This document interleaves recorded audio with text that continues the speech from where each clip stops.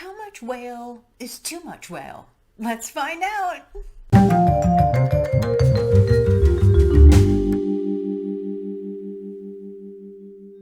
Hi everyone, I'm Sandy and welcome back to my channel. Today I have a 1001 book countdown for you, but it is combined with a tag. I don't normally do that, but this is very appropriate, and you'll see why as I go through, because today on my countdown I actually have Moby Dick, and I will be doing the whale tag. I can't speak this morning, which was created by Book Time with Ryan. And so I will leave timestamps in here for you so you can go through and check out whatever part of this video you want to go through. But if you're not familiar with Ryan, I will leave his original video linked in the description below for you so you can go and check it out. It is really a fun video because he has little figures of whales in there, and how appropriate to do the whale tag at the same time as doing Moby Dick. But for the 1001 book countdown, if you're not familiar with that, what I am doing is reading books off of the 1001 books you must read before you die list. It has been a project of mine for a number of years, and now I get to document it and share it with everyone here on YouTube. So yeah, I'm just working my way through the list. I'll leave a card up here for you to the original video where I go through all the details, but it's basically book reviews or book discussion, not even really reviews, book reactions to books on the list. And so maybe at some point I'll go through and say, these are books I think really deserved it, and some books I just don't understand why they're on there. But I'm still having a lot of fun doing that. So hopefully you consider giving me a subscribe and continuing on my journey with me as I conquer this massive project. But for today, what we will do is we will go ahead and put up the numbers, which are 934 and 38. So 934 is the number of books I have left on the 1001 list, and 38 is the number that is for 2022. At the beginning of the year, I pre-select 52 books that I want to accomplish reading in the year. And so I may read other books that aren't on that list, but the 38 tells you I have read 14, can't do math, off of the list that I have pre-selected for 2022. And so I have 38 more. Yeah, it's kind of, I am definitely still behind on the 2022 list, but that's what the bottom number is. So let's jump into the book, which I had said is Moby Dick by Herman Melville. So this lovely copy I actually received as a gift from the lovely Shelley Swearingen. And so thank you so much, Shelley, for sending me this. I actually ended up not reading it from this copy only because I have been traveling quite a bit to my parents over the last couple of weeks, and I had it as an ebook, which was much easier for me to transport than this brick of a book is.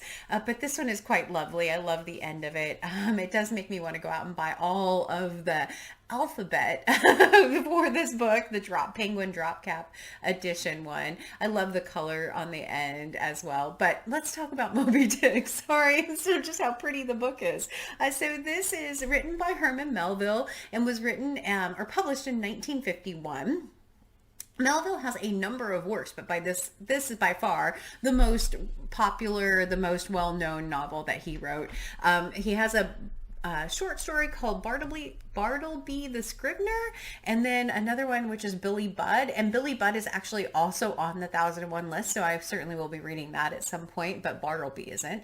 But this is by far the most well-known. So what is Moby Dick about? It starts off with probably one of the most recognizable first lines in a book, at least that I can remember. The only one I can remember a little bit clearer is "It was the best of times, it was the worst of times," which is the opening of A Tale of Two Cities by Charles Dickens. This one opens with the line, "Call me Ishmael." And so Ishmael is the character and the narrator of this story, and it starts off really just with Ishmael, and Ishmael trying to find work on a whaling vessel. He is at an inn where he starts to meet harpooneers. He meets a very interesting character whose name is Queequeg, and Queequeg and him band together and try and find employment, basically, and end up on the Pequod. And the Pequod is the ship that is owned by Ahab. And Ahab famously has one leg. He lost a leg hunting the whale of Moby Dick, and it is the story of Ahab trying to find that whale. And, the last 30 chapters of this book are page-turning chapters. So you really get to go through, and it does a lot of deep dives kind of into whaling, and it talks about whale oil and sperm whales, and goes through a lot of different kinds of whales, and a lot of different things in there. The adventure parts of this story are magnificent. Absolutely incredible. If you're going through the way, not the hunt for the whale, just really amazing kind of characters. It has I read and listened to it at times, and the audiobook, by the way, is fantastic. But I did read 99% of it and listen to part of it. But this one, the problem with this book, is definitely, is there too much whale?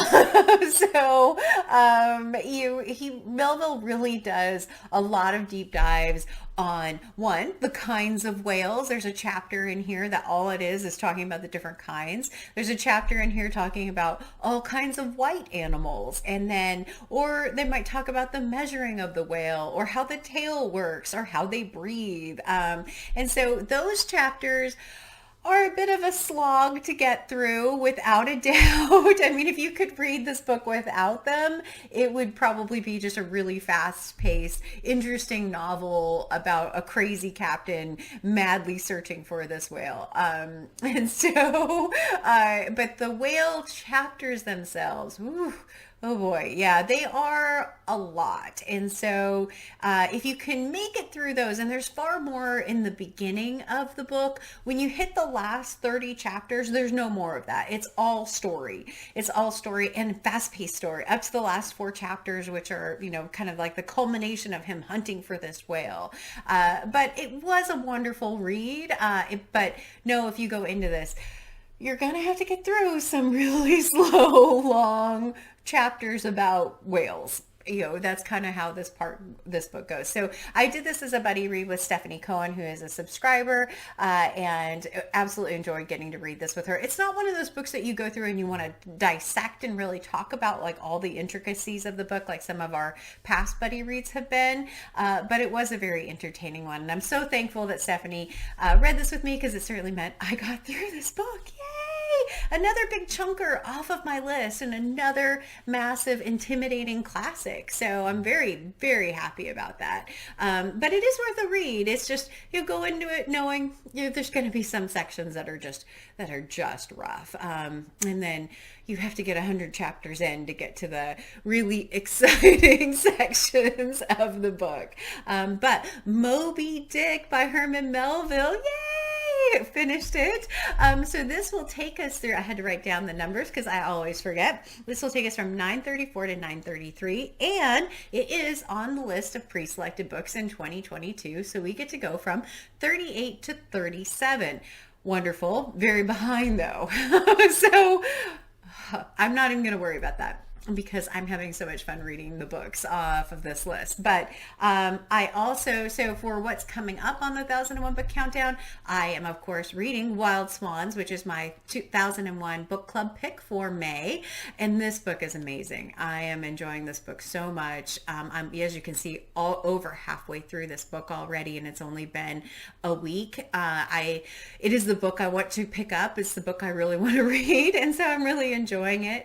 It's not too late if you want to join the book club. I will leave my Discord linked in the description below for you, so you can join us in Wild Swans. If you want to join us for Wild Swans, this book will come back up in the tag that I'm doing as well. And then I have actually started The Magic Mountain. I did not expect to start The Magic Mountain. It's one of the books I had for April off of the 1001 Book Countdown that I hadn't picked up. There's a wonderful group that's hosted by Greg at Another Bibliophile Reads and Roz at Scalladendling About the Books reading this. They started it in April. I am way behind the book, way behind the group. As you can see, though, I do have a bookmark in here, so I'm very happy to have actually started it. I have been listening to it more than reading it. I will transition back and forth with this one. I would say in this one, I'm enjoying it, but I have no idea what's going on. So I think that's what the group was saying, is that you either go into it trying to dissect all of it or just go along for the ride. And I think I'm going to be going along for the ride with it. But those are the 2001 book club picks, books off of the countdown that I'm reading. So that kind of is the culmination of the 1001 book countdown for this week. But I do have a tag for you, and the tag is the whale tag, which, like I said, is very appropriate for Moby Dick. So hopefully you stick around for the tag. And there are a number of prompts, and each have a different type of whale as the title. So let's go ahead and jump right into the tag.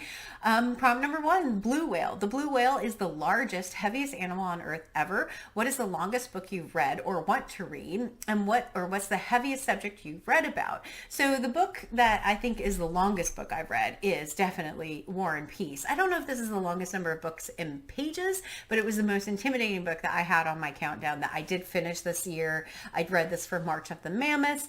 It took me just over a month to read this book, so definitely heavy. It is also heavy in weight. And heavy in content at times. There's lots of war in this, which is very difficult to read during with everything going on in Ukraine right now. But War and Peace is definitely one of the heaviest books I have read. One of the books with some heavy topics is the one that I am reading right now, which is Wild Swans. There's a lot of rough content in this. They're just difficult things to read. There's famine, it's really hard in places to read, very heavy subjects, amazing book, but lots of heavy subjects in this particular one. Number 2, sperm whale. Sperm whales routinely dive to a depth of 2,000 feet to feed on squid, but can dive to a depth of 10,000 feet. What is a book that has motivated you to look deeper into a subject, character, situation, or series? So I don't own this book, but I read it last year sometime, which was Blonde by Joyce Carol Oates. It was not a biography of Marilyn Monroe, but it had Marilyn Monroe as a character and went through a lot of real aspects of her life, but was a work of fiction. And that led me to read an actual biography of Marilyn Monroe. And I got to read that with Very Literary Carrie last year sometime, but it was one that definitely made me dive deeper into that. The other one is The Red Queen by Margaret Drabble, which was about a 18th century Korean princess, 19th century Korean princess, and that has led me to read this one, the memoirs of Lady Hyung Young, and I'm reading this with Britta Bowler this month. So those are the couple books that have led me to read other books. Number 3, humpback whale. Humpback whales sing long and complex songs they have in common with other individual humpback whales. These songs can change uniformly for entire groups of whales. What is the book that has changed meaning for you over the years, and why did it change? I don't have a good answer for this one. I think I've mentioned a few times that I started reading kind of late in life, and so I don't really have one that fits in this category for me. Number 4, orca. Orcas, or killer whales, are incredibly smart social whales. What's a book you felt was especially smart, fiction or nonfiction, and made you really think? So the book I think that is really smart is The Book of Disquiet by Fernando Pessoa. As you can see by all of these tabs in this book, there were a number of items in here that I really, really loved. It is one of those books that feels like Pessoa just turned his head to the side and let everything fall out of it, but it is incredibly smart.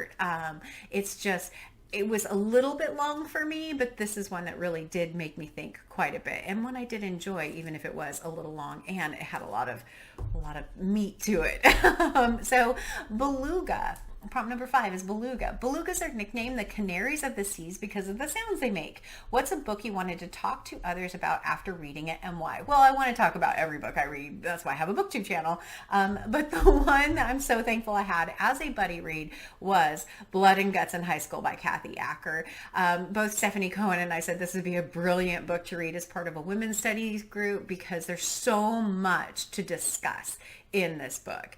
It is dark, difficult, weird, but it's one definitely to have some people to talk to. It was very, very helpful about this book because I still, a couple months later, don't know what I think about this book. So this is a great one.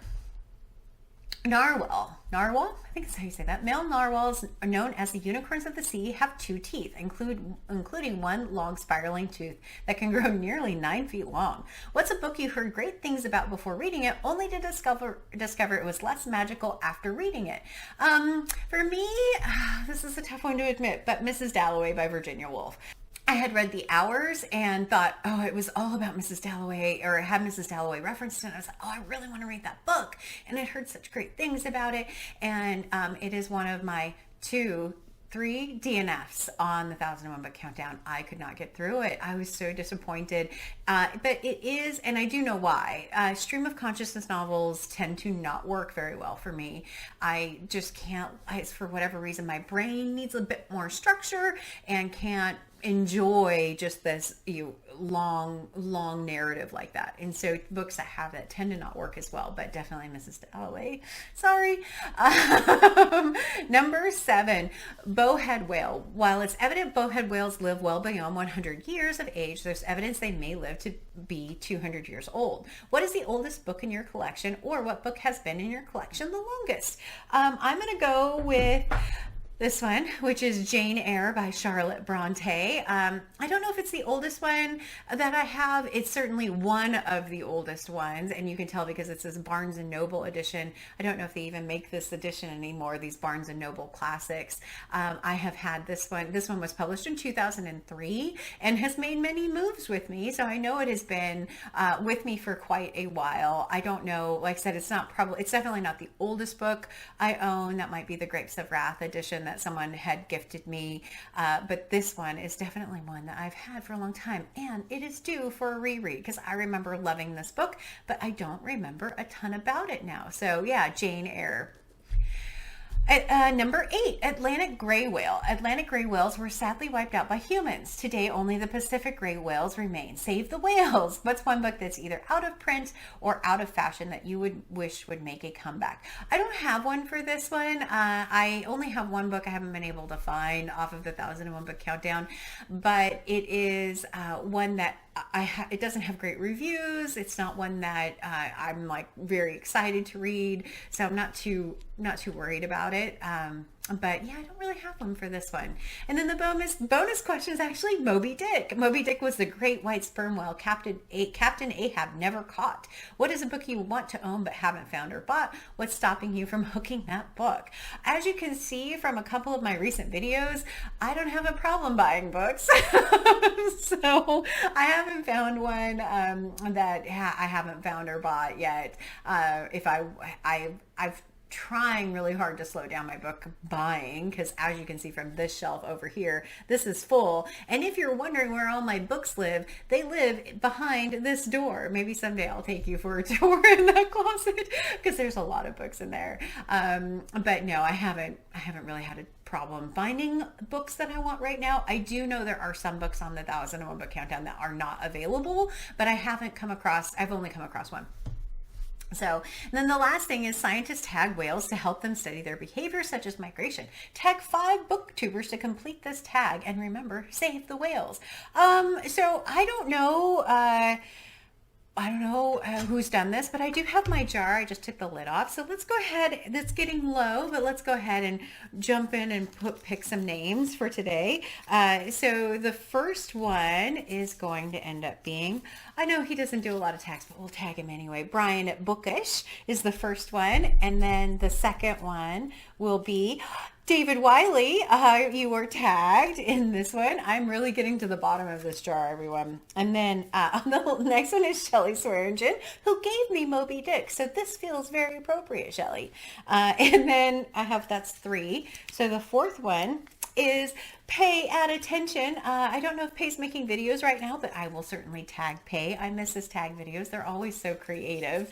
And then the last one will be the last one will be Aaron Facer. So I will leave all of these channels linked in the description below for you so you can go and check them out. And that is the end of my whale video for Moby Dick and for the whale tag. I hope you like it. As always, like, comment, and subscribe. And until next time, everyone, thanks. Bye.